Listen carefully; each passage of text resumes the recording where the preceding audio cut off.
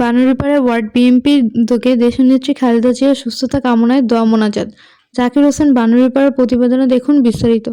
বাংলাদেশ জাতীয়তাবাদী দল বিএনপির চেয়ারপারসন, তিনবারের প্রধানমন্ত্রী দেশনেত্রী বেগম খালেদা জিয়ার সুস্থতা কামনায় দোয়া মোনাজাত অনুষ্ঠিত হয়েছে।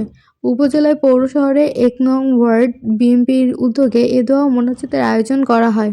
সোমবার বাদ মাগরিব বরিশালের বানারীপাড়ায় উত্তরপাড় ১ নং ওয়ার্ডের লঞ্চঘাট সংলগ্ন মাঠে এ দোয়া মাহফিল অনুষ্ঠিত হয়। ১ নং ওয়ার্ড বিএনপির সভাপতি আনিস মৃধার সভাপতিত্বে দোয়া মোনাজাতে প্রধান অতিথি হিসেবে ভার্চুয়ালি উপস্থিত ছিলেন বানারীপাড়া ও উজিরপুর বরিশাল ২ আসনের বাংলাদেশ জাতীয়তাবাদী দল বিএনপি ধানের শীষ মার্কায় মনোনীত প্রার্থী এস শরীফুদ্দীন আহমেদ শান্টু।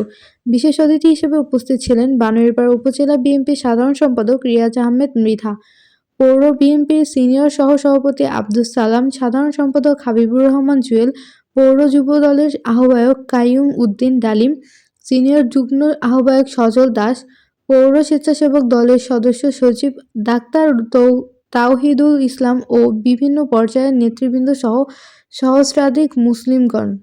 উপজেলা বিএনপির সাধারণ সম্পাদক রিয়াজ আহমেদ মৃধা বলেন, আমাদের প্রাণপ্রিয় নেত্রী বেগম খালেদা জিয়া গুরুতর অসুস্থ। দেশবাসীর দোয়া ও ভালোবাসায় আপসহীন নেত্রী বেগম খালেদা জিয়া অচিরেই সুস্থ হয়ে দেশের নেতৃত্ব দিতে আবার আমাদের মাঝে ফিরে আসবেন। দেশনেত্রী বেগম খালেদা জিয়ার সুস্থতার জন্য সকলের কাছে দোয়া চেয়েছেন।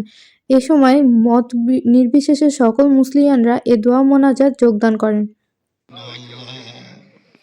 যদি ওনার হায়াত থেকে থাকে আল্লাহ অল্প সময়ের মধ্যে তাকে তুমি সুস্থ দান করে সকলের মাঝে ফিরিয়ে দাও।